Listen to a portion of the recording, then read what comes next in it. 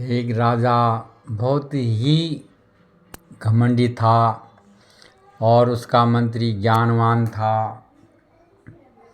प्रेमी भक्तों, एक बार रविदास जी का सत्संग चल रहा था तो राजा ने सोचा मंत्री के लिए कि भाई मंत्री जी क्या होगा।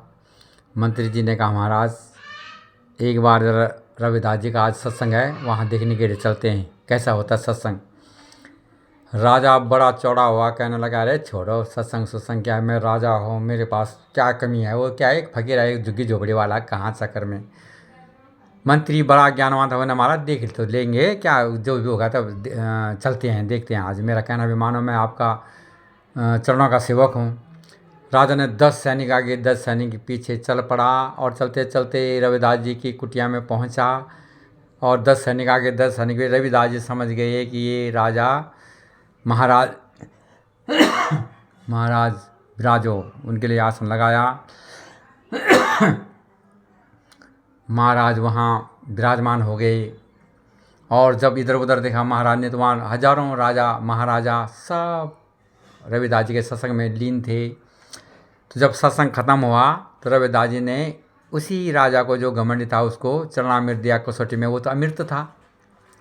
जैसे ने हाथ में ऐसा अमृत लिया तो राजा ने देखा अरे यार ये तो नीच जाति का चमार है, इसने क्या चमड़े का पानी दिया, उन्हें नीचे फेंक दिया वो पानी, अब उसके कपड़ों में गिर गया।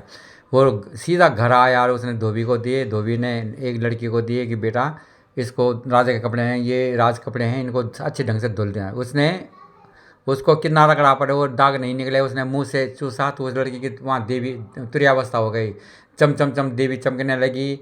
अब राजा को कुछ देर बाद वहाँ आने जाने वालों की भीड़ इकट्ठा हो गई, प्रवक्ता हो गई वो लड़की और आने जाने वालों की भीड़ बहुत हो गई। राजा ने सोचा ये भगवान ये क्या चमत्कार हुआ, वो तो अमृत था, राजा रविदास जी मुझे अमर बनाना चाहते। फिर उसने मंत्री को कहा ज्ञानवान की चलते हैं रविदास जी की झोपड़ी में गए तो उसने कहा महाराज, रविदास जी ने कहा महाराज आज आपके दर्शन रहे। उसने कहा कल मैं उस अमृत को खो गया, आज मुझे अमृत दे। उसने कहा नहीं महाराज, जब थोड़ा थोड़ा दूध उसकी दही बनती है, दही में मक्खन, मक्खन में सदगर्मी रूपी तब जाके मक्खन, तब जाके घी निकलता है। आप ऐसा करो महाराज, अब सत्संग करो, अपने कर्मों को अच्छा बनाओ, आप खुद अमृत बनाओ अपने भावों से विचारों से। राजा वापस आए और उसने बड़े अच्छा मंच बनाया रविदास जी के लिए, उनके सुंदर सत्संग करवाया। रविदास जी बड़े खसे, उसकी प्रजा बड़ी सुखी हुई, जनता भी, मंत्री, सारा देश धन्य हो गया। तो यही ज्ञान और गुरु का मकसद है, 3 लोग का धनी होता है गुरु। प्रेमी सज्जनों, मैं आपको जय श्री राम जय श्री कृष्णा कहकर अपने शब्दों को विराम देता हूँ।